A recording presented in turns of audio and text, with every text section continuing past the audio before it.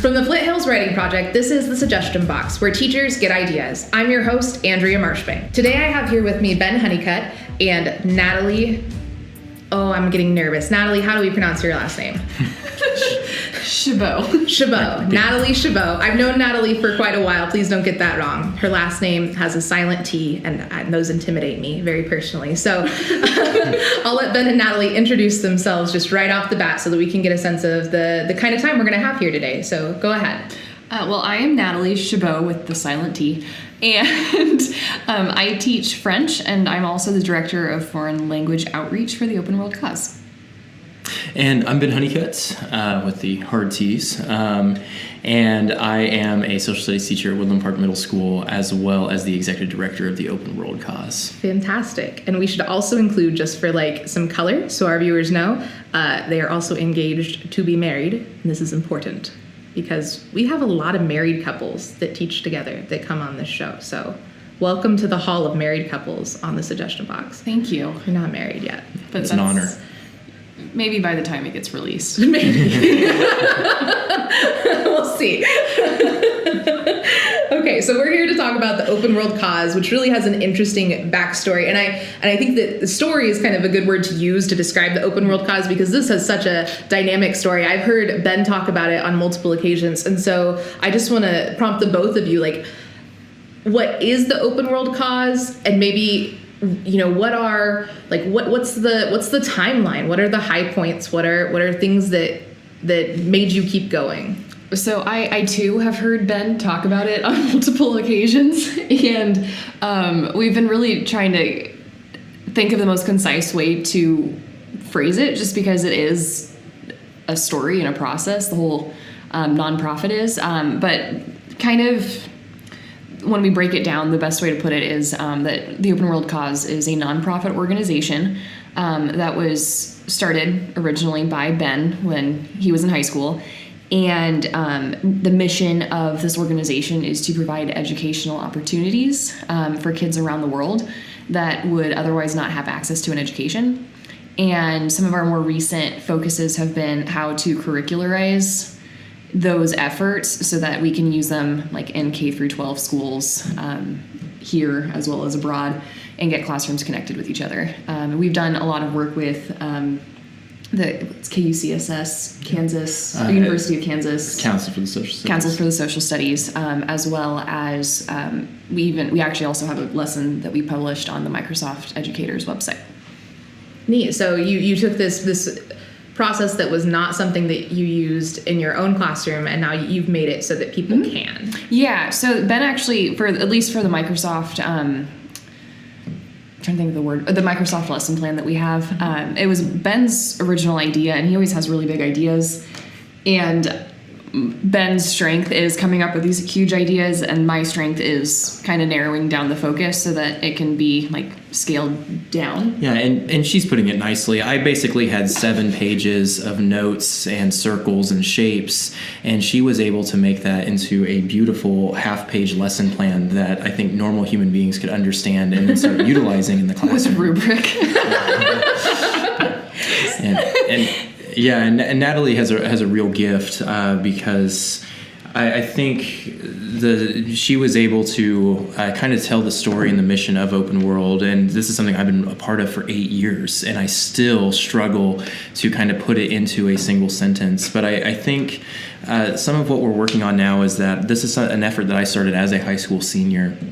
And one thing that I've started thinking about as I've continued to work with Open World, and now that I'm a teacher myself, is how can we empower students to have similar opportunities so that they can start getting out in their communities as students, whether that be their local community or their global community, by using the tools at their disposal to connect with like NGOs or, you know, communities from around the world. Yeah, and so I want to pick your brain about what was the opportunity in school, or was it you outside of school in high school that brought about what eventually became this full-fledged nonprofit organization? Yeah, absolutely. So my senior year of high school kind of came before I was ready for it. I hadn't really accomplished much that I was proud of. I think actually one of the more defining moments for me is I was really passionate about debate and forensics, and I still am very happy that I took debate and forensics in high school, because that helped me find my confidence just in this conversation alone. I used to have such anxiety before basically any conversation. But the thing that was really kind of a big moment for me was when I was applying to be a server at Village Inn, and I was trying to put a resume in, and I put, I think, state runner-up debate and forensics on there, and how my manager just did not care whatsoever about that.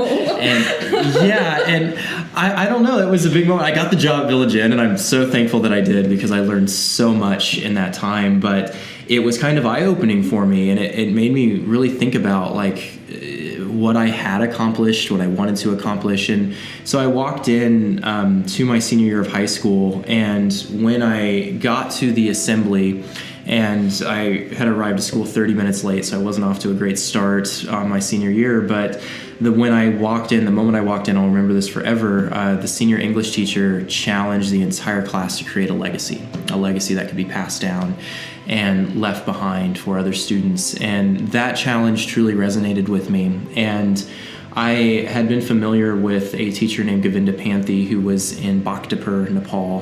His school was in Bageshwari, which is very near Bhaktapur. And he had been on a community known as Art Snacks, and a community that was prominent and used by a lot of educators and a lot of students throughout the United States, and I think throughout the entire world. And Govinda was teaching at a school where some of his students would have to wash their paper in order to reuse their paper, because just with the amount of need that was at the school. I'm going to stop you in the most insensitive way. How do you wash paper to reuse paper? That's a wonderful question, and we've actually asked Govinda when we ended up traveling to Nepal in 2015. That was something that we had asked Govinda about, and Govinda talked about that this was something that he had actually done himself as a student originally when he was 10 years old.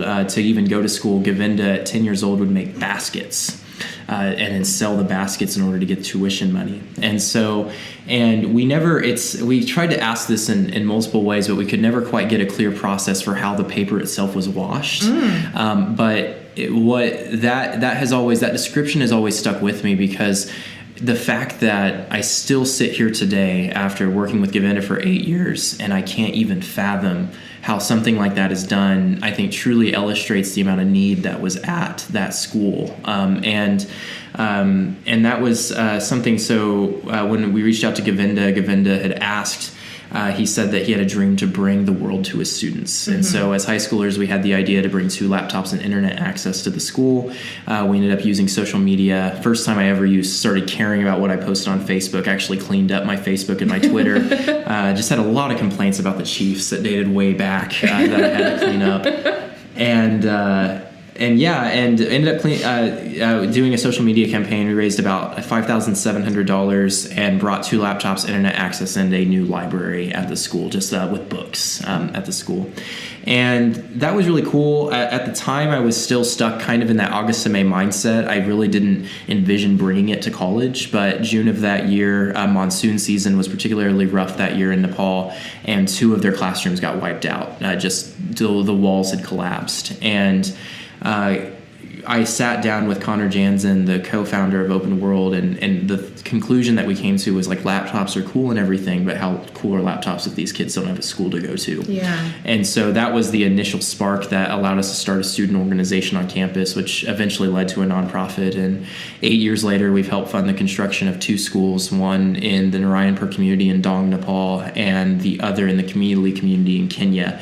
And just the evolution of that is something that sticks with me, and now something that where this opportunity had changed our lives so much, and we try to extend that opportunity now to students across the world. Yeah, I think that mission and the why behind everything that you're doing is absolutely phenomenal. And I have to say, if like even a quarter of us were as driven as you were by the realization that we'd done nothing with our high school experience, like what would this world be?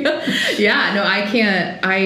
That's amazing that you took it on like that, because you felt like you weren't doing enough. That was really meaningful. And I think to have the thought process then that like they can't learn without a physical building to learn in. I do want to, have you ever reached out to the teacher who gave you the challenge about the legacy, and have you had like conversations about what this has become? Oh, absolutely. Yeah. So there were two teachers that were very prominent in that experience. My English teacher, John Knapp, and then my math teacher at the time, she now works in administration at the school, Cindy Couchman.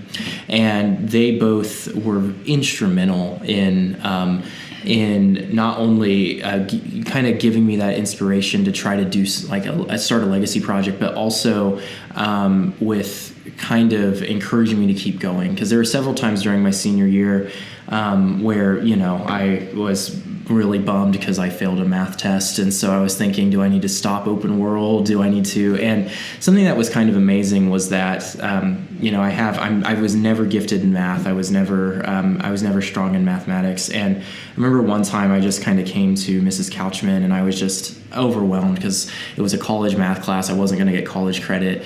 And she kind of looked me in the eye and said, and because I had told her, I wanted to show my commitment to her class. I wanted to demonstrate that I was committed to her class. And I said, I'm thinking about just pausing the legacy effort. And she looked me in the eye in this moment. And she said, Ben, the last thing I want you to do is to pause your legacy effort. She said, the thing is, she said, my goal as a teacher is to help my students find the things that they're passionate about. And she said, you have a real passion here.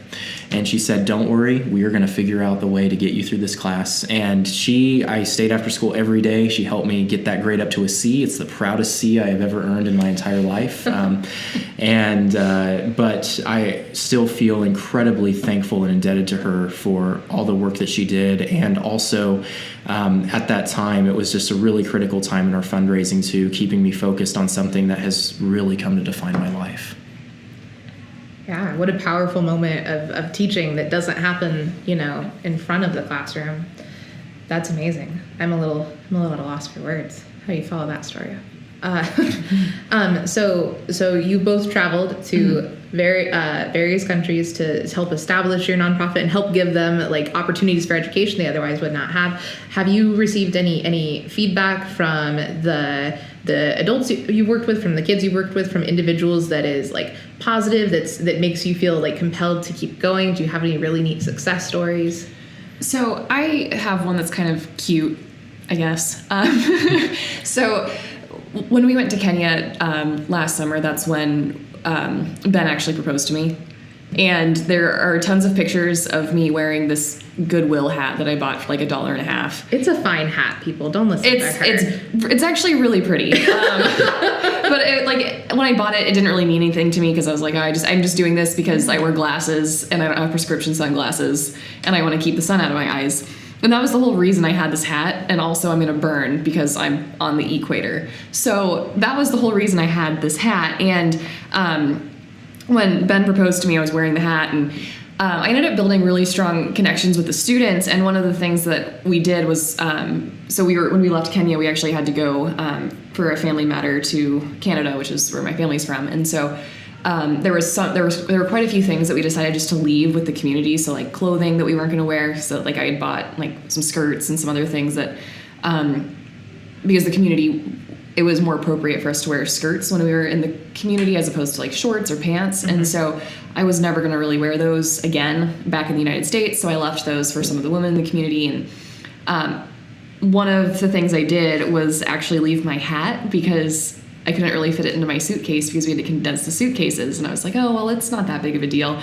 And then I think when we got to Canada, I was like, oh my gosh, I left this hat and it means so much to me. And I was really, really sad. And every couple of months, we get a new batch of pictures from the students from the school. And there's almost always a kid posing with the hat because it was the hat I would always wear. And they ended up just bringing it to the school. And I mean, I kid you not, there's always a kid making a goofy face with the hat. And it's the funniest thing ever. And then some of the other things, this was a really bad one. I kept talking about cats. Oh my gosh. While It's important to note that I have an obsession with cats. I love them. Yeah. I love dogs. Don't get me wrong, but I really love my cat. And so I kept talking about my cat to these kids, and they'd never seen a cat before. Yeah. And we were trying to get the kids to draw pictures, and the only prompt I gave them, because I really wanted to see what they were going to do, was draw me a pretty picture, and their teacher was like, draw an animal. Well, like, I don't know, maybe a quarter of the kids started drawing what they thought a cat looked like.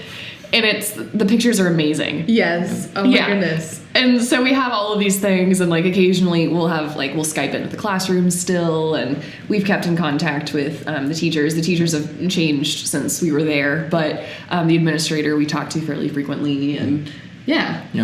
Well, and I also think too, something, so yes, I think one of the biggest highlights of my entire life was seeing the drawings from preschoolers who had never seen cats before, but tried to imagine, like, you know, and it was basically like a dog's body with a human face. You know, it's like I was looking into my soul. I think. It's like a special kind of, like, it could be adorable or it could be horrifying. We don't know. It's and they couldn't amazing. Spell it either. So there's one that's just clat. And all her influence, but some of the things I kind of sat back in amazement, really, because I had traveled to Nepal 2 years previously, but Nat had never. I hadn't had quite the same experience traveling internationally, and something that was amazing to me, though, was that one thing that we did is that she spent the first couple of days, I think, what would you call observations? Yeah, it was like teacher evaluations, classroom observations, things like that.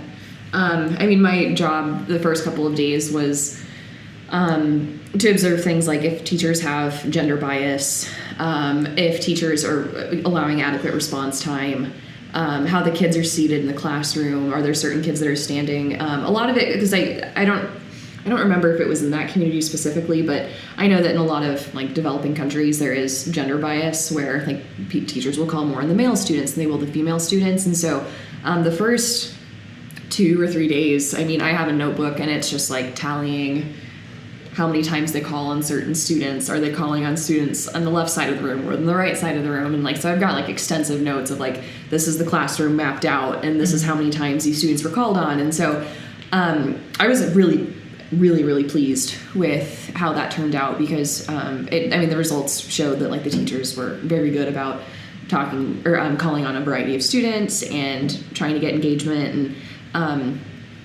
And then basically once we had the findings, I developed a professional development for the teachers for some of the other things like formative assessments, allowing adequate response time, things like that. Mm-hmm. Were the teachers responsive to this, like, PD, I want to say training in some ways, but that doesn't feel like, like this collaborative discussion of like formative assessments. I think collaborative is the word, because that was something that I was wondering, because, as coming as foreigners or Mzungus, white folk into a rural Kenyan community, we didn't want to impose at all. So it was just an optional thing, things that we had learned at the University of Kansas, actually. And, but all of all of the teacher staff attended, and some even brought their children with them, and it was kind of amazing. Nat, she actually focused on formative assessment. She brought these pseudo whiteboards.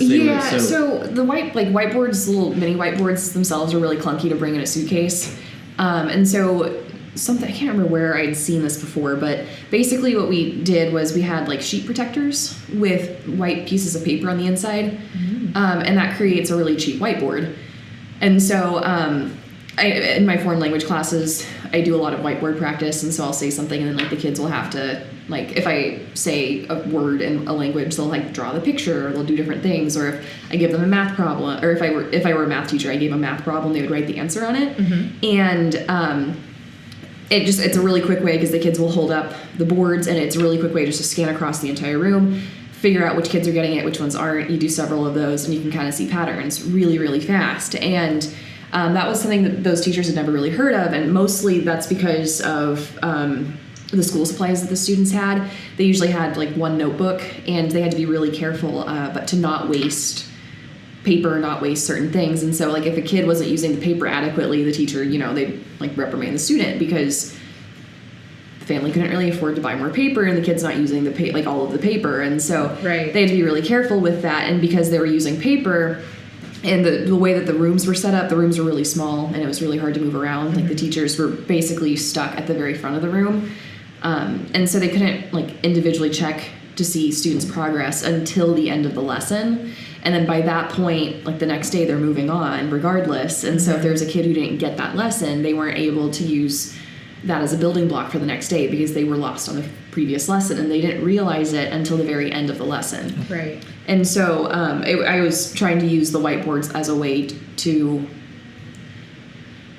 basically help the teachers see what students are understanding, which ones aren't, Right. throughout the lesson. Yeah, visualizing the Right. getting some like very informal data that helps them a lot. Yeah. And I saw pictures of the classrooms that you had, and they are like, some of them are like supply closet sized. And Yeah. just to put it into context, there was one classroom with 14 kids in it, and the kids in the back row had to crawl under the desks in the front row.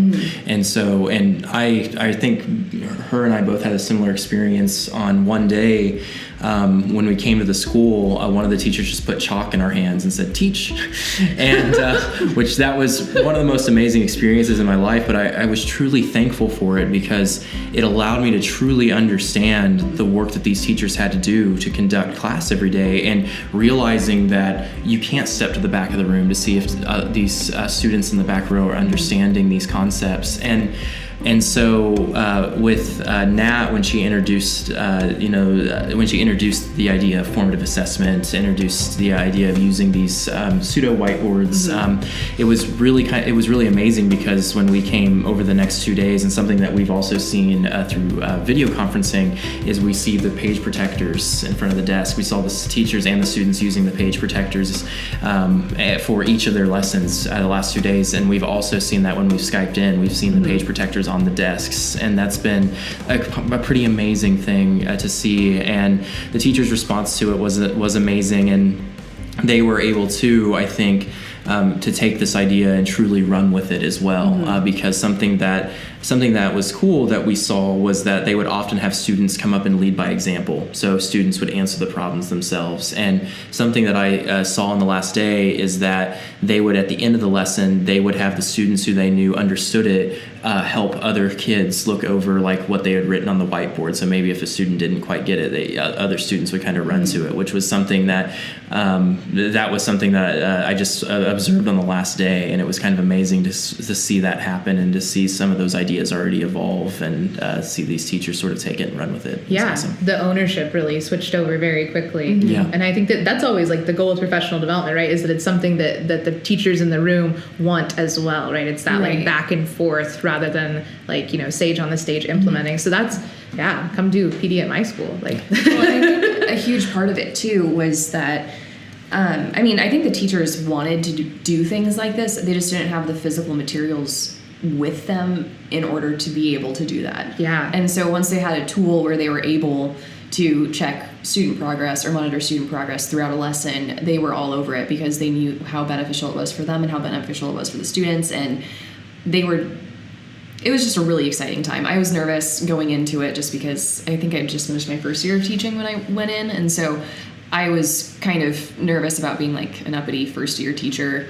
Like, this is how great these tools are. And the teachers were incredible. They responded really well to them. They had questions. They would come ask me. So after we did the PD, they actually wanted me to like come sit in on their lessons and like, look, we're using the whiteboards. Look what we're doing. And like, it was just a really, really neat experience to watch them. Yeah. And I would say there was certainly a level of bidirectionality to it, where I believe I learned every bit as much from those teachers, specifically Brenda, who was the headmistress at the time, and Frederick, the administrator of the school, and Livingston, the director of the school. One thing that I came to really appreciate at the end of every day, I watched so many of these teachers give direct individual goodbyes to their students. And looking at that relationship component, something that I really wanted to work on in my second year was truly working to individualize my relationships with my students. And I always worked when I said goodbye to my students, telling them all goodbye, and trying to work really hard with my students in Colorado.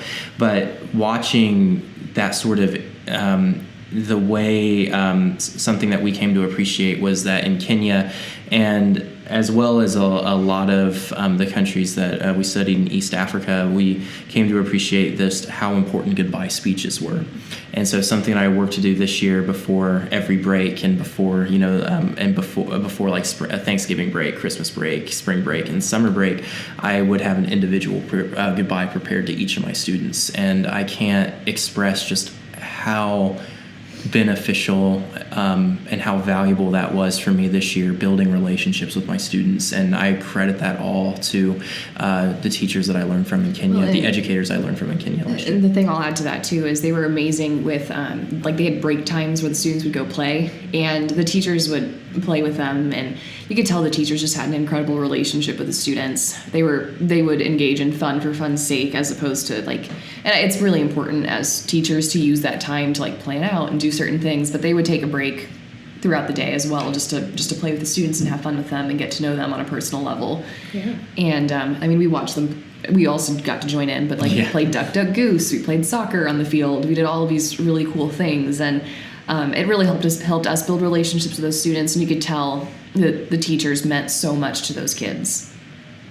That's really fantastic. It's almost like it's like you're observing and learning from their classrooms, much in the way that we hope the suggestion box helps other people with their classrooms, right? You can, that idea of observing anywhere, you can always take something from that. And I think that's the mix of goodbye speeches and just the really strong relationships. You both keep bringing that up. That's awesome to see that was definitely a learning experience for you as well. And I can't imagine a world where it wouldn't have been a learning experience, but it always is so nice when you have those in such a welcoming environment.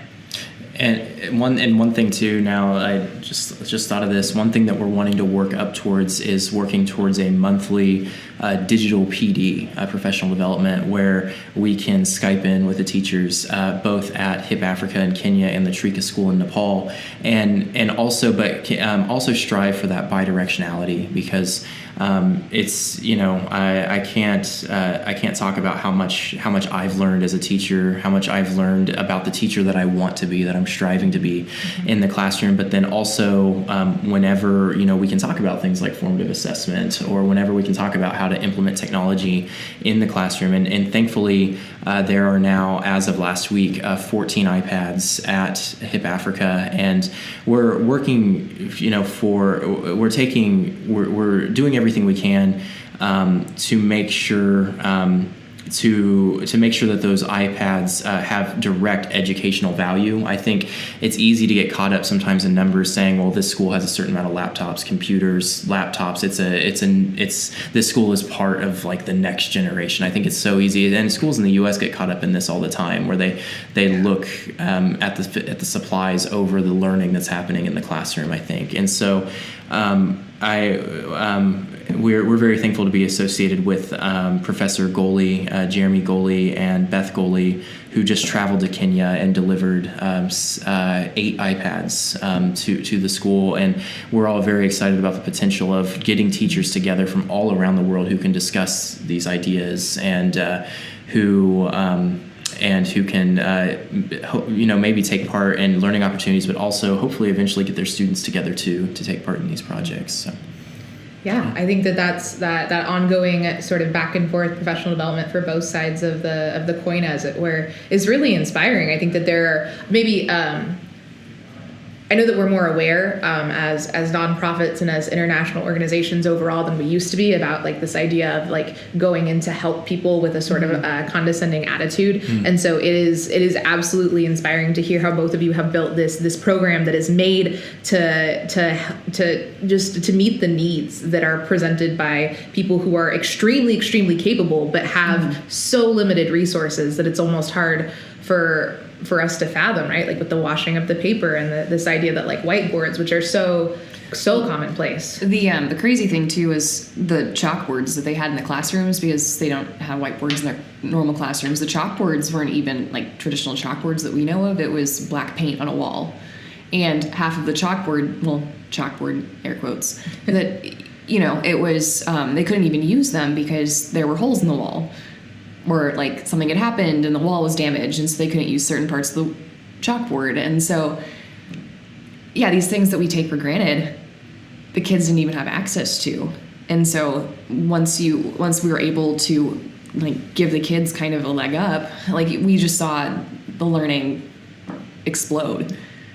And this is where I have to credit, we've had so many mentors who have just been instrumental to our process as learners. And so basically my whole role in Kenya, I talked about, I was fortunate enough to be working with Professor Melissa Colum, who had done work in the UN after the Rwanda genocide and had spent time in Rwanda, had also lived in Kenya for 3 years. She was kind enough to lead our trip to Kenya.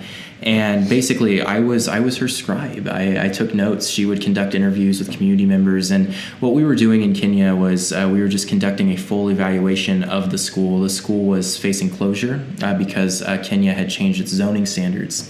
And so if HIP Africa didn't get 3 new classrooms, a washroom, and new fencing, they would close by the end of 2017. And so what we were doing was we were just conducting a full evaluation of the school's role in the community, making sure, just making sure that the school wasn't taking away from a public school, that the school was serving a purpose and serving the common good, and also just getting a financial overview of the school, how money came in, that kind of thing. And we were just blown away by our findings, and I really have to credit Professor Colon for showing me what it truly meant to serve and to listen. I think it's so easy to get caught up and think this is how this needs to be done. This is how this needs to be done. But I learned so much from just watching her work, watching her interview, watching her listen to the true needs of the community. And basically what we left with was just, what we could do as an organization to help empower HIP, I think was basically, that's kind of what we left with helping establish a business account at the school and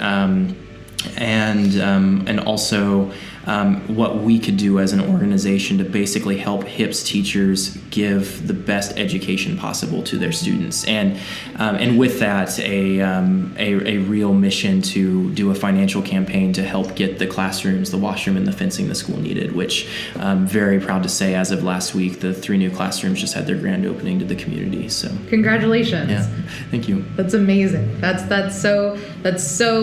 I feel like I've used the word inspiring a lot, but it is. All of this is. So do you have any, for our listeners out there who want to be involved or to give back, do you have any open donation links on your website, or are you in need of volunteers? What could the community, what could teachers do to give back to this organization? The answer is yes. Yeah. Just straight across the board. Straight across the board. So, on the website, theopenworldcause.org, there's kind of the overview of the story as told. I think it's from multiple perspectives. Yeah. Just because we've had so many different people involved in the organization, and it has an overview of that. It has links to donations. Right now, one of the big things that we've been pushing is recurring donations, so monthly donations of even $3 or $4. I think I do $5. Mm-hmm. And those have been really helpful because at least in Nepal we have a lunch program that serves the students, because a lot of the students that go to that school would not be able to attend school unless there was a lunch program, because their parents just can't afford to send them to school with a sack lunch. And so the lunch program has been the way that they've increased the amount of students that go there. And so recurring donations are really important because there are certain costs that are recurring costs, like the school lunch program. We're trying to help some of the teachers in Kenya with salaries, things like that. And so just because we want to be able to help maintain a high level of education there by retaining teachers with good salary and benefits. And so recurring donations are huge. Volunteering opportunities, we have people that do the most random things for us that have been just incredible help for us. We have, I think Ben mentioned Connor Jansen earlier. He is an architect, and when we went to Kenya, he ended up doing an evaluation of the structure of the buildings. And we were able to we realized very quickly that the latrine was going to collapse into the ground within the next couple of months. And so the first thing we did was, it was also having issues. So we made sure that the latrine that was currently there, at least in the meantime, was as sound as we could get it until they could construct the new one. And then from there, like he worked with the local architect and got everything set up, and it was awesome. We have, Ben has a friend that I've become friends with through this process, who has been designing logos for the Open World Cause as well. I'm trying to think of some of the other ones that we have, some of the other volunteers that we've had. We had a nursing student come with us as well, and she did a health evaluation of the students, and she also went to different houses in the community and did health evaluations of those people as well. And so we're always looking for like people with skills, any sort of skill set that would be useful. Also just putting in like hours to help with fundraisers, things like that, because we always need somebody who is going to help like push certain events. Like if there's like a bowling event, like the local bowling alley can sponsor an event and kids can like go bowling, and certain amounts of the proceeds will go to the Open World Cause. We're always looking for opportunities like that. The other one is on the Microsoft Educators website, A Day in the Life. That is the name of the lesson that Ben and I designed. I think we're up to 50 classrooms around the world right now that are doing this, but originally it was created as a fundraising effort to get students and classrooms involved in the effort to provide funding for Kenya. And that was really what ended up pushing us over the limit with getting donations to make that school successful. And so it's a really easy lesson plan. It's designed in a way where basically you can use it for any grade level and any subject matter. There's a couple of ways that you can customize it. You can change the point values, things like that, and make it a little bit more specific, like tailor it more specific to what it is that you're teaching. But I've used it in my French classes when we're doing verb tenses.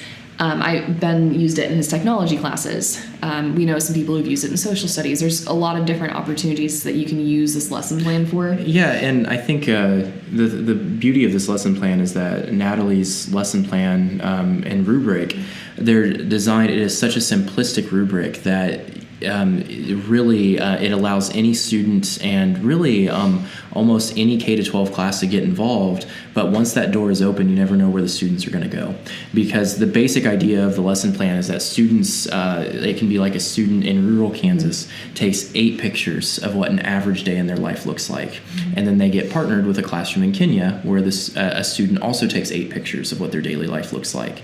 And the idea is that it can allow students anywhere to get a real global opportunity, or to meet students who could be from different backgrounds, other cultures, you name it. But the thing is that while that's the initial setup, it's really taken a new life. Nat was able to customize it for her French classes. I can go in with that one a little bit. So with my French classes, I think my kids were really frustrated when they first got it because they were not used to kind of an open-ended rubric. They knew there were certain criteria they needed to meet, but at the same time, it was just open-ended enough that they needed to do something to customize it for themselves. And when I got it in, I got some of the most creative projects that I've ever seen. Like I had one student who, I don't even know where she got the time for this, but she designed individual cupcakes. So like her pictures, because it didn't need to necessarily be pictures. In my case, I made it so it could be a visual representation, but she so she like decorated each cupcake in a certain way that like represented certain things that she did throughout her day, and then like wrote sentences about those things. I had one girl turn hers in using a Pinterest board. Like she made a Pinterest board and turned it in that way. That was pretty neat. Yeah. And then we had some of the more traditional ones like poster boards, slideshows. I think we had some kids make videos. It was just a really neat thing to see all of the different ways that students were able to take this and like turn it into something that was unique to them, because it definitely helped them have ownership over it. They got a lot more excited about it than if I had said, okay, so your options are to do PowerPoint or an iMovie or this, because then the students like think very much like, okay, so these are all my options. But the girl who made the cupcakes, I mean, she came up to me and she was like, so cupcakes. I was like, okay, what are you gonna do with the cupcakes? And her and another girl, like the other girl overheard, and she's like, I'm also gonna do cupcakes. So we had a lot of food when they turned it in. It was great. But But yeah, so one girl like used the frosting to decorate it, and the other one made little cupcake toppers. So like one side of the topper was the sentence, and the other side was like a picture. Yeah. And then she just like topped all the cupcakes, and we got to eat as she talked about her project, and that was just a really it was a really neat thing. So what did the partnership with the other class look like in regards to, like, did they see the cupcakes or? Yeah, so it depended class to class. It depended, and so but one thing that we did, so for my tech class, they were partnered both with Hip Africa in Kenya as well as a school in Saskatchewan.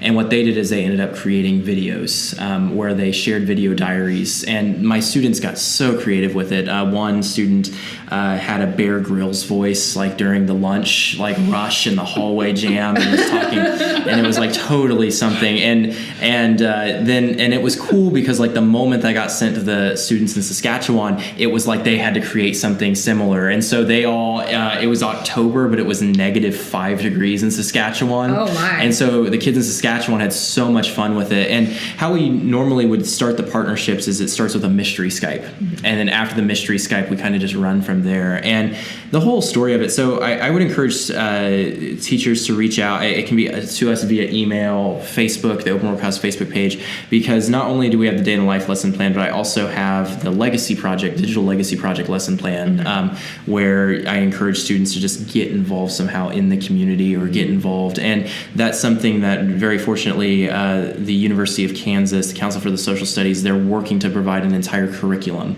so that students can follow how can they get involved in the community, how can they start volunteering, how can they start entrepreneurial initiatives. And it's amazing because when thinking about how the Day in the Life project really took off, it actually started when I first got the news about Kenya, about how the school might be facing closure.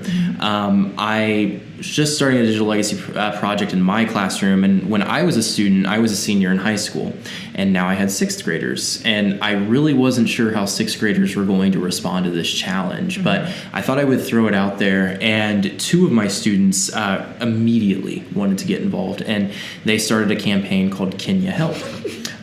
Completely came up with it. Amelia and Christina came up with it together, and their idea was that they connected to an organization called Funds to Orgs, where they collected shoes, would give the shoes to Funds to Orgs, and then in exchange, Funds to Orgs would give them 40 cents per pound of shoe. That was the idea. The shoes to Funds to Orgs would go to local homeless shelters, and then they would use that donation to donate to Kenya. And at first, they asked everyone in my class. They collected about 20 to 30 shoes and 20 to 30 pairs of shoes, and they asked me. They came to me and they were like, "Well, Mr. Honeycutt, could you add like an incentive to this?" And I really didn't like the sound of the word incentive, so I was just like, what are you talking about? And they really wanted to pie me in the face. That was like the end goal right there. It was like would fulfill their wildest dreams just to pie me right in the face. And thankfully, I'm really smart, and so I was like, I just set an insane target because I did the math. There's only like 20 kids in the class. There's only 100 kids in all of sixth grade. So I set the target at 1,000 pairs of shoes because like there's little way they'll get to 1,000 pairs of shoes. Then these incredibly creative students then went on the intercom for morning announcements, asking the entire K-8 school if they could collect school shoes. They then went and presented about Kenya to the kindergarten through the fifth grade classes, 4 classes per each grade. And then they also ended up, their parents posted on Nextdoor, on Facebook, and in 3 weeks, they ended up collecting 1,054 pairs of shoes. And I got pied in the face. I learned I needed to apply way more whipped cream to those pies because those, I never expected my sixth grade students to pack a punch, but they can. I was watching from inside the building because only like I think it was just a sixth grade class got to go outside and watch this, and I was watching some other classrooms, and I heard a kid just come running through the hallway, Miss Chabot! And I was like, oh my gosh, what's going on? And he was like, you have to come to the window! Mr. Honeycutt's about to get pied in the face! And so obviously I didn't leave my classroom unattended, but I definitely had a teacher poking into my classroom to make sure that my kids were fine while I ran to another classroom with a view so I could watch him get pied in the face. And yeah, that was there was some power there. There was, and it was amazing. But one of the cool things was that after Kenya, one of the things that was kind of in my mind was, how can we start giving this experience, or giving students from other schools the opportunity to experience something like this as well. And so that's when we reached out, my students and I reached out to Microsoft and Education and asked if they'd be interested in creating a curriculum. They said yes, and that's when Natalie put together the Day in the Life curriculum. And after my students had sort of piloted the program, 50 classrooms got involved, and the creativity behind these ideas were amazing. We had a kindergarten classroom in Kansas City raise over $1,000, a classroom in New Zealand that put together a clean water campaign and raised over $1,000 for clean water. We had students who they found out that HIP Africa and TRICA both have a very heavy emphasis on English language learning. And so what they would do is we had students who wrote their own books that had heavy emphasis on certain syllables, and would read these books and would record themselves reading these books, and would send then the PDFs of the books as well as the audio books to HIP Africa in Kenya. And yeah. We also had another classroom, I think it was 5th grade, Eric Crouches. Yeah. Yeah, we had a 5th grade classroom. I'm forgetting what state. In Georgia. Yeah. In Georgia. Okay, perfect. So a 5th grade classroom in Georgia, their students actually started 3D designing like Christmas ornaments of the continent of Africa. And they would put a little heart in the 3D design where Camille, which is where the school is located on this Christmas ornament. And they 3D printed tons of these ornaments and sold them, and the profits went to Open World. That's amazing. Yeah. That's really neat. Yeah. It was really cool, and like I could not believe that 5th graders were capable of and that's the thing designs. Is that these kids keep just they keep re-elevating the bar. They keep going so far well beyond our expectations, these students, and that's the thing. I think I think the best thing that I can do as a teacher is to let students know that they have this opportunity and then get out of their way. They just need to know that opportunity is there. And I think, one thing that I do try to do, I just had the opportunity to talk to the Boy Staters in Kansas just yesterday. And with Boy State emphasis on serving, something that we do as an organization is not only do we try to help give K-12 students the opportunity here, but we strive to make sure that the work that we're doing is going to have a long-term community impact and also serves the needs of the community. And there, I would be remiss if I didn't credit Dr. Eric Hartman for his work in fair trade learning. He published we have the advent of what's being called voluntourism now. You have so many people traveling around the world, spending so much on plane tickets, and they travel to a classroom. They're underqualified to teach, and they teach for a week, and then they leave. And I think so many of these things are done with the best intentions, but if you're looking at the amount of money that was spent and compare that to was there a long-term community impact, often there's not. And so what fair trade learning has done is it's really opened our eyes to figure out how we can take this enthusiasm that we see as an organization and work to transfer that to something that's going to lead to a long-term community impact. And there I also have to credit Garrett Wilkinson, who's a member of our organization, who really pushed us to realize as an organization, I think that we really don't know the solutions to so many of these problems. But so what we work to do is instead empower the people who do know the solutions and help those people in Nepal and Kenya. Yeah. I don't know that we've ever talked about this, but empower is my favorite word. So I'm glad you used it there. It's such a neat, it's like you both are the Open World Cause is a medium between people who really want to genuinely help the world, but also you give them the way to do it in a way that has this long-lasting, genuine, authentic effect versus the voluntourism that you mentioned, which is taking up a lot of time and space and honestly financial resources that could be used better through organizations like Open World Cause. And so thank you both for doing that. That's amazing. I'm really intimidated that we're all the same age here, and that's not anything I've done. So good job. Yeah, you both have just accomplished so incredibly much with this, and so. Thank you. Yeah. And so I appreciate you sharing your time with me here today and going through all of the different ways that teachers can help out. They can look at the digital legacy lesson. They can visit your website to donate. Also A Day in a Life, like we talked about as well. Are you okay if I list your emails in the show notes for this episode? Absolutely. Please, yeah. Yeah. Okay. So I'll link everything for our listeners in the show notes in regards to just all of the wonderful opportunities that Ben and Natalie have offered to our listeners here today. Thank you so much for doing that. Thank you for all of the information and the background. And honestly, I feel like there's a large part of this that could be used as almost like a motivational speech for like our own teachers to find ways in their community or even further outside to not necessarily start their own nonprofit, but like that could be a venue. So yeah. Thank you guys for being here today. Thank you so much for having us. Yeah, thank you. I'm gonna be like, it's no big deal for. Nope. We have until 7:50 until our parking meter runs out. I want food at some point. Well, yeah, no, I think we walk to Rudy's or walk we're on Mass basically, so yeah. There's food there. Yeah. We're in the perfect spot. I need to run to the bathroom again because this coffee made me have to pee. That was like all that was on my mind the last 20 minutes. Oh man. Okay. Okay.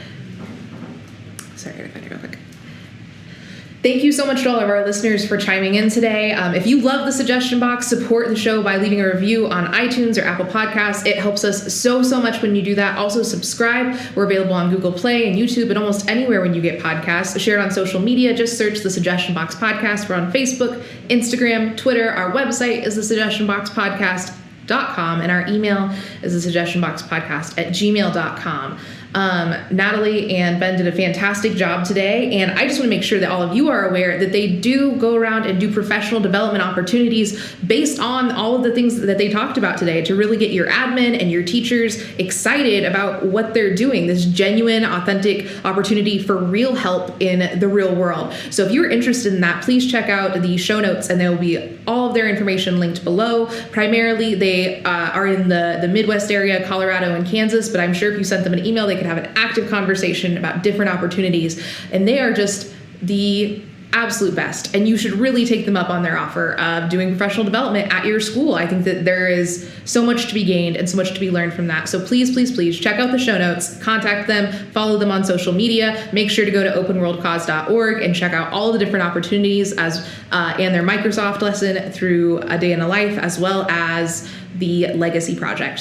So many ways that you can get learning ideas from this particular podcast episode. I feel like we could have made 6 episodes based on this one alone. So they did a great job of fitting all of that in here. So yeah, make sure to check out their stuff. Special thank you to Dr. Heather and Roger Caswell, who make this podcast happen from the Flint Hills Writing Project. Also, thank you to our graphic designer, Kristen McGriff, who is just magnificent in every way possible. And also thank you to Sonic Tonic Audio, who created our intro and outro music for this podcast. See you next time, teachers.